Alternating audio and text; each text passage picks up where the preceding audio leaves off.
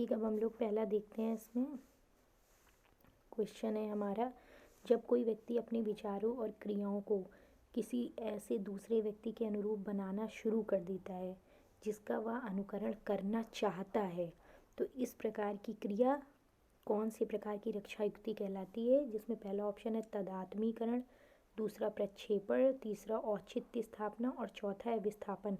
तो इसमें आपका पहला होगा तदात्मीकरण। कौन सा होगा? तदात्मीकरण। नेक्स्ट हम लोग देखते हैं कि निम्नलिखित में से कौन सी एक गतिविधि आपकी जिज्ञासा मूल्य प्रवृत्ति को संतुष्ट करने के लिए उपयुक्त नहीं है। तो हम लोग इसमें ऑप्शन देखते हैं, कक्षा अथवा विद्यालय में गौरवपूर्ण स्थिति प्रदान करना, फिर है विद्यार्थियों के प्रश्नों के उत्तर देना, फिर है समस्या समाधान, फिर है कक्षा में विचार विमर्श। तो पूछा है कौन सी नहीं है इसमें, तो कक्षा अथवा विद्यालय में गौरवपूर्ण स्थिति प्रदान करना। ठीक, नेक्स्ट हम लोग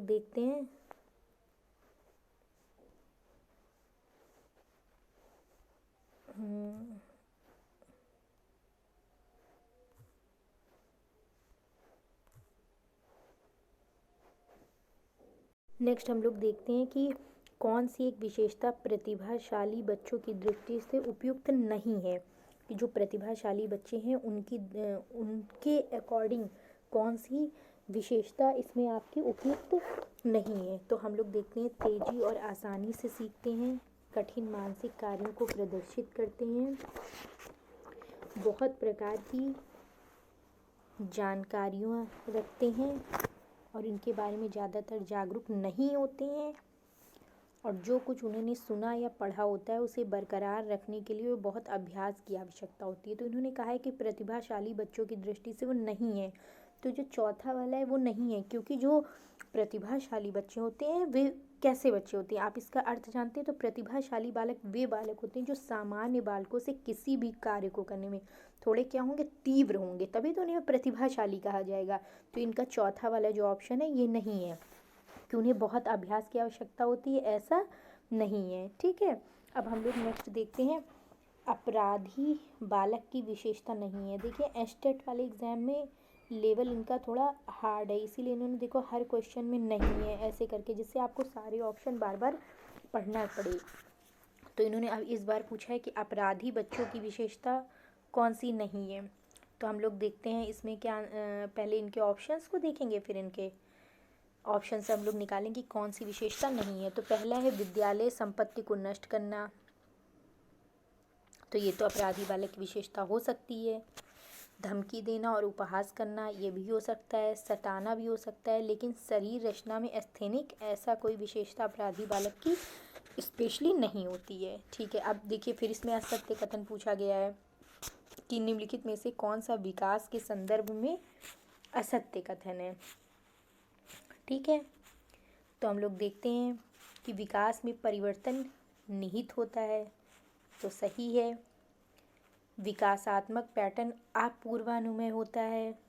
और फिर देखते हैं, आरंभिक विकास पश्चवर्ती विकास की तुलना में सबसे ज़्यादा संकटपूर्ण होते हैं। नेक्स्ट है विकास परिपक्वता और अधिगम का उत्पाद होता है। तो इसमें कौन सा नहीं है, सेकंड वाला सत्य है ना। पढ़ के भी आपको पता चल रहा होगा कि इन्होंने कहा है कि मतलब विकासात्मक पैटर्न अपूर्वानुमेय होते हैं। ठीक है, तो ये यहाँ पे असत्य है, क्योंकि ये अपूर्वानुमेय नहीं होते हैं। अब नेक्स्ट है कि किसने कहा है कि व्यक्ति उसी अनुपात में बुद्धिमान होता है जितना वह अमूर्त रूप से चिंतन की क्षमता रखता है। ये बात किसने कही है, इसमें ये पूछा गया है। तो ऑप्शन हम लोग देखते हैं, टर्मन, डियरबॉर्न, बकिंघम और कॉल्विन। तो किसने कहा है कि एक व्यक्ति उसी अनुपात में बुद्धिमान होता है जितना वह अमूर्त रूप से चिंतन की क्षमता रखता है? तो किसने कहा है? टर्मन ने कहा है। ठीक है, तो टर्मन ने क्या कहा है, यही वाला कथन, ठीक है। अमूर्त रूप से तात्पर्य क्या है कि ऐसी क्षमता जो हमें उन वस्तुओं पर चिंतन करने की अनुमति देती है जो मौजूद नहीं है, ठीक। अमूर्त नहीं तो कहा जाएगा जो मौजूद नहीं है। नेक्स्ट हम लोग देखते हैं कि कौन सा एक कथन निर्देशन की विशेषताओं और प्रकृति के संदर्भ में गलत है। देखिए इसमें भी वही चीज़ उन्होंने पूछा, सब में नहीं है, गलत है, यही सारे क्वेश्चन दिए जिससे आपको सारे ऑप्शन पढ़ने पड़े। आप जल्दी से इतनी जल्दी से उसका आंसर न निकाल पाए। नहीं वाले में आपको सारी ऑप्शन आपको रीड करने की ज़रूरत होती है और आप जल्दी से आंसर भी नहीं देख सकते हैं, नहीं तो फिर गलत होने की चांसेस रहती हैं इसमें, ठीक है। तो हम लोग पढ़ते हैं फिर देखते हैं। पहला है, ध्यान देना कि निर्देशन की विशेषताएं और प्रकृति के अकॉर्डिंग गलत हैं। निर्देशन किसी व्यक्ति को खुद को समायोजित करने में सहायता करता है, सही है। निर्देशन आत्म दिशा में व्यक्ति के विकास को बढ़ावा देता है, सही है। निर्देशन केवल, देखिए यहाँ पे कुछ ऐसा लगा दे नेगेटिव वर्ड, केवल, ये इस सब चीज़ों पे ध्यान दीजिए। निर्देशन केवल अन्य के प्रयासों के माध्यम से व्यक्ति स्वयं की मदद करना है, गलत है। निर्देशन किसी व्यक्ति को अपना स्थान स्वयं प्राप्त करने में सहायता करता है, तो सही है। तो आपको गलत इसमें पता चल गया है। वैसे निर्देशन का अर्थ क्या होता है कि किसी ऐसे व्यक्ति की सहायता करना जिससे सहायता की आवश्यकता हो, ठीक है। इसकी कुछ विशेषताएं भी हैं, हम लोगों ने पढ़ा भी है निर्देशन, ठीक है। अब हम लोग नेक्स्ट देखते हैं। नेक्स्ट क्वेश्चन है कि व्यवहार का अध्ययन करने के लिए सबसे पुरानी विधि कौन सी है। तो आप इसका आंसर जानते होंगे, जैसे इसमें एक लाइन का है क्वेश्चन, तो अगर आपको आंसर पता है तो आप देख के बता देंगे। इसमें कोई ऑप्शन पढ़ने की बहुत ज़्यादा ज़रूरत नहीं है क्योंकि उसमें कोई नहीं या कुछ ऐसे लॉजिकल नहीं पूछा गया है। तो कौन सी सबसे पुरानी विधि है? आत्मनिरीक्षण विधि। पता ही है आपको कि मनोविज्ञान कैसा, मन और व्यवहार का वैज्ञानिक अध्ययन है ना, तो आत्मनिरीक्षण विधि सबसे पुरानी विधि है। और इसका विकास किसने किया था? विलियम वुंड और उनके शिष्य टिचनर ने किया था, याद आ गया होगा आपको। आत्मनिरीक्षण विधि जो है उसका आत्मनिरीक्षण का अर्थ क्या? अपने भीतर देखना, यह भी बहुत महत्वपूर्ण विधि है आपकी, ठीक है, आत्मनिरीक्षण विधि। अब हम लोग नेक्स्ट क्वेश्चन देखेंगे। नेक्स्ट क्वेश्चन आप रीड करिए एक बार, फिर मैं आपको बताती हूँ। नेक्स्ट क्वेश्चन कि जो रॉस है, रॉस के अनुसार विकास की कौन सी अवस्था, रॉस के अनुसार विकास की कौन सी अवस्था को मिथ्या परिपक्वता अवस्था कहा जाता है? कौन सी मिथ्या परिपक्वता अवस्था? या आप इसके उस पर मत जाइएगा जो टिक लगे हुए हैं, तो जिसका पेपर है वो टिक है, गलत भी हो सकते हैं। तो रॉस के अनुसार विकास की कौन सी अवस्था मिथ्या परिपक्वता अवस्था कहलाती है? बाल्यावस्था। कौन सी अवस्था? बाल्यावस्था। थोड़ा एक्सप्लेनेशन देखते हैं कि बाल्यावस्था खेल, कल्पना, मासूमियत से जुड़ा एक दौर है। यह जीवन की महत्वपूर्ण अवस्था है और इसमें वृद्धि और विकास के आवश्यक पहलू शामिल होते हैं और जो पूरे जीवन काल के लिए महत्वपूर्ण होते हैं। तो रॉस के अनुसार बाल्यावस्था के अनुसार, मतलब रॉस के अकॉर्डिंग, या उत्तर बाल्यावस्था भी कह सकते हैं उसको, मिथ्या परिपक्वता, लेकिन उत्तर बाल्यावस्था तो इसमें है नहीं ऑप्शन, इसको मिथ्या परिपक्वता अवस्था के रूप में जाना जाता है क्योंकि इस अवस्था में वयः संधि के लक्षण आमतौर पर दिखाई देते हैं, ठीक है। देखो नेक्स्ट क्वेश्चन भी आ गया, अभी वयः संधि की बात हुई है तो इसके बाद देखिए नेक्स्ट क्वेश्चन भी आ गया है वयः संधि के बारे में ना, हमने अभी आपको बताया है कि वयः संधि के लक्षण उसमें दिखाई देते हैं। तो देखते हैं नेक्स्ट क्वेश्चन 10वां वाला कि वयः संधि अवस्था का आयु विस्तार क्या होता है? तो क्या होगा आपके अकॉर्डिंग? 11 से 16 वर्ष। इसमें वयः संधि का मतलब होता है शारीरिक परिवर्तनों की ऐसी प्रक्रिया जिसके माध्यम से एक बच्चे का शरीर यौन प्रजनन के लिए सक्षम वयस्क शरीर में परिपक्व होता है। तो एक बच्चे से वयस्क होने की अवधि को किशोरावस्था के रूप में जाना जाता है। किशोरावस्था बाल्यावस्था और वयस्कता के बीच की क्या है? एक अवधि ही है, ठीक है।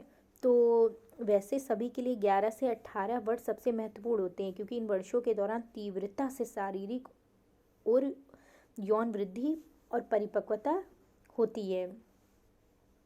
अब वयः संधि, आमतौर वयः संधि की शुरुआत को किशोरावस्था की शुरुआत के रूप में भी जाना जाता है। फिलहाल इसकी आयु सीमा इसमें पूछी गई है तो वह 11 से 16 वर्ष है। कौन सी है? 11 से 16 वर्ष है।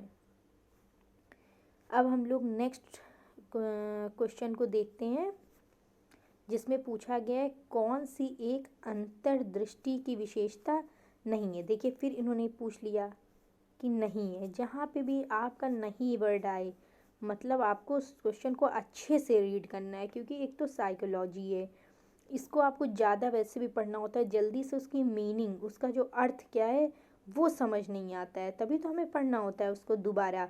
वरना एक बार ही हम पढ़ें और इसका मीनिंग निकाल लें तो हमें दोबारा पढ़ने की ज़रूरत नहीं पड़ेगी। तो हम लोग को अच्छे से इसको पढ़ना है, फिर ही समझ में आएगा। तो अंतर्दृष्टि की विशेषता कौन सी नहीं है? आकस्मिकता नहीं है, नवीन परिस्थितियों में अनुक्रिया ये भी है, आदत बल ये नहीं है, और अनुक्रिया का सहजता से होना ये भी है। तो अंतर्दृष्टि देखते हैं पहले क्या है कि कारण और प्रभाव के बीच जो संबंध होता है उसके बारे में जो जागरूकता होती है वही क्या होती है? अंतर्दृष्टि। ठीक, जो जानकारियों को एकत्र करने के बाद आती है, ऐसी अंतर्दृष्टि के माध्यम से सीखना अंतर्दृष्टि अधिगम भी कहलाता है। ठीक है, एक जगह ये डेफिनेशन है अंतर्दृष्टि अधिगम क्या होता है, तो मैंने आपको बता दिया है। ठीक है, तो ये आदत बल इसकी विशेषता नहीं है। अब हम लोग देखते हैं कि जो लड़कियों का, ये वाला क्वेश्चन आपने पढ़ा भी होगा कि लड़कियों का पितृ प्रेम भाव ना, वो को मतलब फ्रायड ने उसको क्या कहा है, इसको आपने पढ़ा होगा इलेक्ट्रा, इलेक्ट्रा के उससे ना इलेक्ट्रा नाम दिया है, तो ये इलेक्ट्रा भावना ग्रंथि होती है। तो फ्रायड का मानना था कि व्यक्तित्व व्यापक तौर पर बाल्यावस्था में 5 वर्ष की आयु से पहले अच्छी तरह स्थापित हो जाता है। फ्रायड ने इलेक्ट्रा और ऑडिपस इसकी अवधारणा दी है।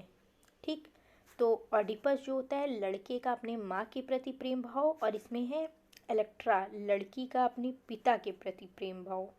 ठीक, ये अब हम लोग नेक्स्ट देखते हैं।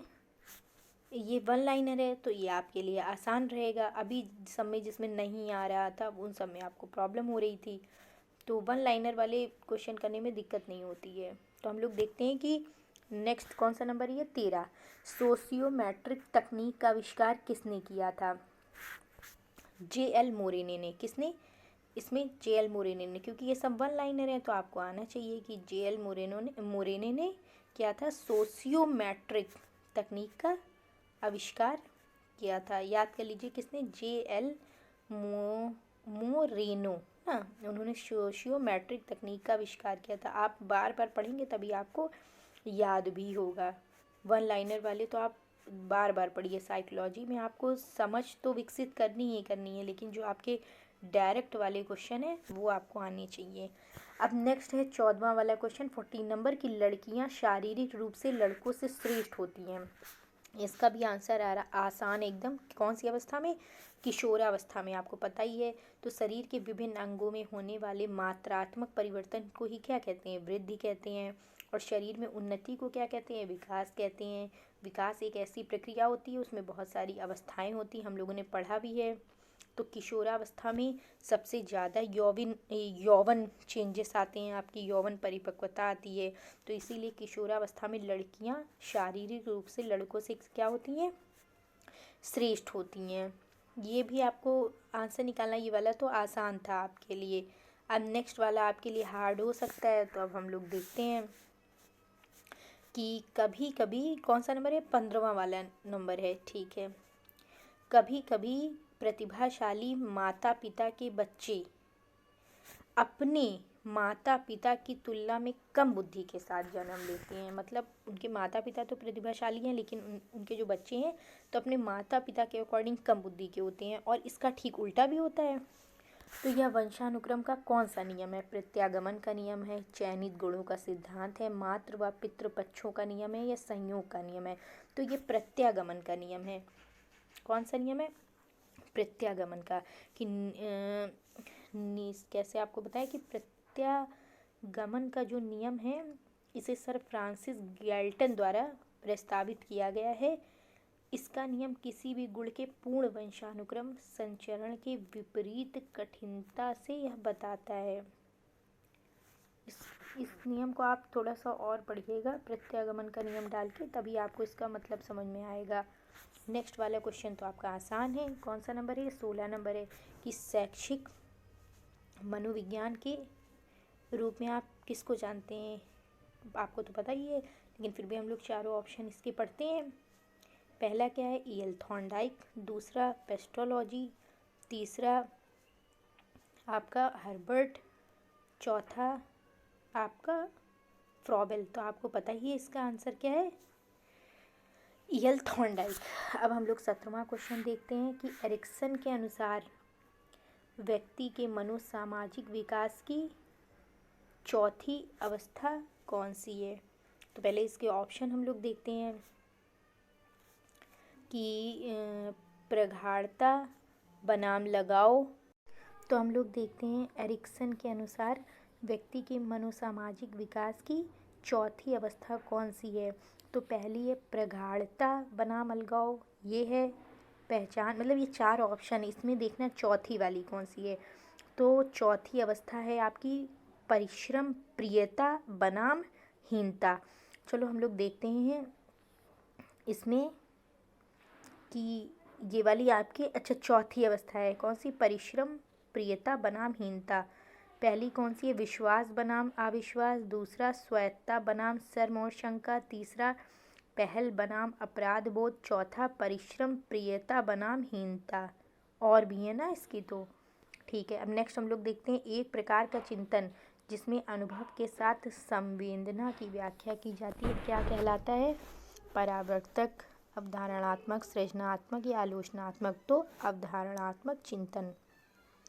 नेक्स्ट है आपका 19 नंबर क्वेश्चन, कौन सी अंतर्मुखी सोच प्रकार व्यक्तित्व की विशेषता है? तो क्या है? अपनी बौद्धिक खोज में लीन, अपनी बौद्धिक खोज में लीन रहना। नेक्स्ट क्वेश्चन है रोडसा स्याही धब्बा परीक्षण जो है उसमें कितने कार्ड निर्धारित होते हैं? तो 10 कार्ड निर्धारित होते हैं। तो जो रोडसा स्याही धब्बा परीक्षण है उसको 1921 में स्विस मनोवैज्ञानिक हर्मन रोडसा द्वारा प्रतिपादित किया गया है और यह एक प्रकार का प्रक्षेपी मनोवैज्ञानिक परीक्षण है और यह परीक्षण विशेष रूप से व्यक्तित्व और भावनात्मक कार्यप्रणाली का आकलन करने के लिए प्रयोग किया जाता है। परीक्षण में 10 स्याही के धब्बे होते हैं, इनमें से कुछ काले, सफ़ेद, ग्रे और बहुरंगी होते हैं। 5 स्याही के धब्बे काले और भूरे रंग के होते हैं, 2 काले, भूरे और लाल होते हैं और 3 बिना काले रंग के होते हैं। ठीक, तो इनका उपयोग बौद्धिक और गैर बौद्धिक दोनों व्यक्तित्व लक्षणों को मापने के लिए किया जाता है। रोडसा परीक्षा एक प्रक्षेपी मनोवैज्ञानिक परीक्षण है जिसमें विषयों की स्याही के धब्बों की धारणा दर्ज की जाती है और फिर मनोवैज्ञानिक व्याख्या का उपयोग करके उनका विश्लेषण किया जाता है। ठीक, अब हम लोग नेक्स्ट देखते हैं कि किसने कहा है कि व्यक्तित्व, ये तो डायरेक्ट वाले जो होते हैं इनको तो आपको याद ही करना होता है क्योंकि इतनी ज़्यादा हैं कि अगर आपका पढ़ा हुआ आ गया तो ठीक है, नहीं तो फिर इतना याद करना भी मुश्किल होता है। तो हम लोग लेकिन फ़िलहाल देखते हैं ये वाला कि किसने कहा है कि व्यक्तित्व जन्मजात और अर्जित प्रवृत्तियों का योग है। तो यह कथन किसका है? वैलेंटीन का है। किसका है? वैलेंटीन का है कि वैलेंटीन ने क्या कहा है कि व्यक्तित्व जन्मजात और अर्जित प्रवृत्तियों का योग है। ठीक, नेक्स्ट हम लोग देखते हैं निम्नलिखित में से कौन सी एक विषय वस्तु समग्र वैज्ञानिक मनोवैज्ञानिकों के अध्ययन क्षेत्र की है? संज्ञानात्मक प्रक्रियाएं, चेतना, संपूर्ण रूप से मानसिक और व्यवहारिक प्रक्रियाएं। नेक्स्ट है अस्तित्व के तरीके और समस्याएं। तो इसमें कौन सा है? संपूर्ण रूप से मानसिक और व्यवहारिक प्रक्रियाएं। ठीक, नेक्स्ट हम लोग देखते हैं बच्चों के भीतर छुपे सांवेगिक घुटन और शक्तियों को बाहर निकालने की प्रक्रिया को क्या कहते हैं? ये भी आपका वन वर्ड मतलब वन वैसा है तो ये आपका इजी रहेगा। तो क्या कहते हैं? सांवेगिक स्थिरता, सांवेगिक संवेदनशीलता, सांवेगिक विरेचन और सांवेगिक सामर्थ्य। सांवेगिक विरेचन होगा। विरेचन शब्द सांवेगिक मुक्ति को दर्शाता है। त्रासदी के प्रभाव का वर्णन करने के लिए यूनानियों द्वारा इस शब्द का प्रयोग किया जाता है। तो जो सांवेगिक विरेचन बच्चों के अंदर छिपे सांवेगिक घुटन और शक्तियों को बाहर निकालने की क्या है? प्रक्रिया है। अब कौन सी एक सृजनात्मकता की अवस्था गॉर्डन से अपनी साइनेटिक्स तकनीक में प्रतिपादित नहीं है? 24 का। तो इसका सीधा हम लोग आंसर देते हैं समान वस्तुओं की खोज। फिर है कौन सा बाल्यावस्था का सामान्य भाषण विकार नहीं है? ऊर्जा की कमी, तुतलाना, अस्पष्ट उच्चारण और हकलाना। क्या है? बाल्यावस्था का भाषण विकार नहीं है, ऊर्जा की कमी। शिक्षार्थियों को सही आंसर इसका ऊर्जा की कमी। शिक्षार्थियों को बोलने, प्राप्त करने और बोलने, समझने, पढ़ने, लिखने, ध्यान देने, पेशी क्षमताओं की अक्षमताओं में उनकी क्षमताओं को प्राप्त करने और बढ़ाने में महत्वपूर्ण कठिनाइयों का सामना करना पड़ता है। नेक्स्ट हम लोग देखते हैं कि जो जेम्स लॉन्जे थे उन्होंने संवेग सिद्धांत दिया था। तो उन्होंने कहा है कि सही श्रृंखला। तो हम लोग बस सही श्रृंखला देखते हैं इसकी। पहली वाली है परिस्थिति, फिर शारीरिक अशांति, फिर मानसिक स्थिति।